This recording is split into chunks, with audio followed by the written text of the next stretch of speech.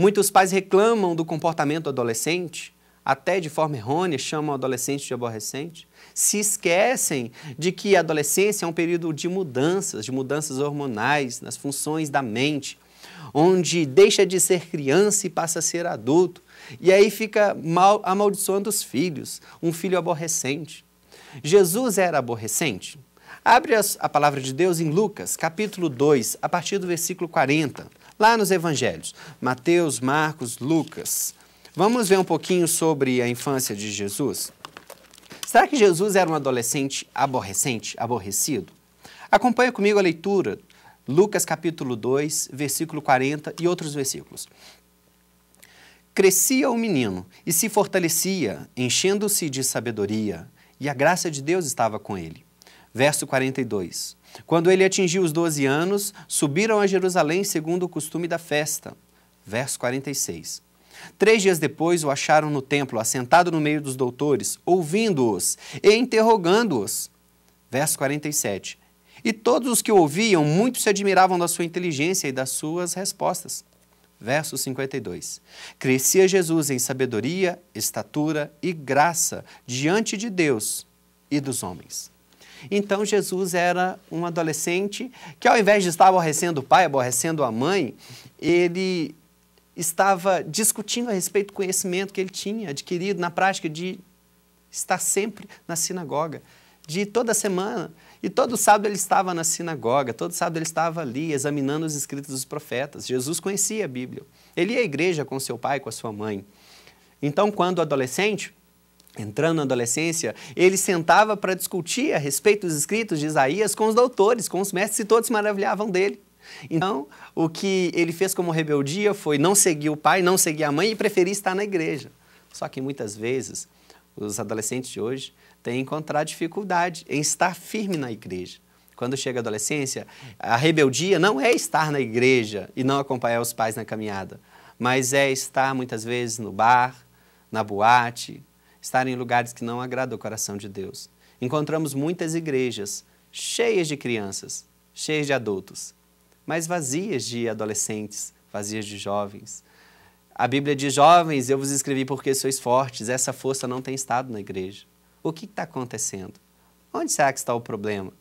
É muito importante, querido, você examinar as Escrituras para saber qual é a vontade de Deus para o Senhor, qual é a vontade de Deus para a senhora, como educador, como alguém que recebeu uma herança e Deus confia nas suas mãos essa herança para que você, papai, para que você, mamãe, ensine os filhos no caminho do Senhor, para que devolva a ele o que é dele. Eu quero comentar com vocês a diferença entre o pai amigo e o pai que ama. Encontro muitos pais que querem ser amigo dos filhos, verdade. Eu quero ser amigo do meu filho. O meu filho, ele vai ter um pai diferente, um pai maneiro, um pai amigo. É verdade. E nesta vontade de ser amigo, de ser considerado amigo do filho, faz muitas vezes concessões que não deveriam ser feitas. Encontramos muitos pais que cedem onde não poderia e deixam de aplicar a disciplina onde era preciso. Então eu vou relatar alguma diferença entre o pai amigo e o pai que ama. O pai amigo dá tudo o que o filho pede. Dá tudo que o filho pede, o pai diz sim. Mesmo, às vezes, não podendo dizer sim, o pai faz aquele esforço e acaba atendendo o filho. O pai que ama diz não, mesmo podendo dizer sim, para ensinar o filho a se esforçar pela conquista, para prepará-lo para a vida. No dia a dia, lá fora de casa, nem todas as coisas são do jeito que os filhos desejam, nem no tempo que os filhos desejam.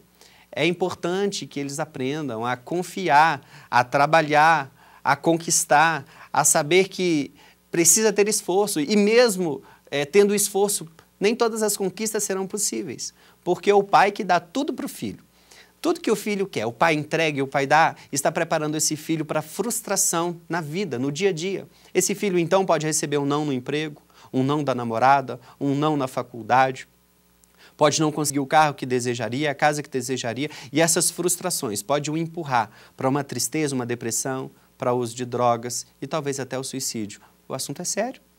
O pai amigo confia em tudo que o filho diz. Tem pai que o filho falou é lei, briga com tudo e com todos, mas o meu filho está certo, o meu filho fala a verdade. Não vê defeito no filho. O pai que ama analisa todas as palavras para ajudar o filho a escolher sempre o melhor caminho. É muito importante o senhor e a senhora analisar o que seu filho tem falado. Quando fizer perguntas, façam perguntas que exijam do filho raciocínio e uma resposta complexa, para que o senhor analise se ele está dizendo a verdade, se está dizendo mentira, se ele está com conhecimento ou não sobre o assunto. O pai amigo nunca desconfia do envolvimento do filho com drogas. Verdade. Tem pai que, quando chega a desconfiar que o filho está usando droga, é porque ele já é traficante. Verdade. Temos muitos casos aí pelo Brasil, filhos de pessoas renomadas, de pessoas respeitadas na sociedade, mas fazia vista grossa, não queria enxergar os traços, não queria enxergar o comportamento, não queria enxergar os sinais, fazia vista grossa.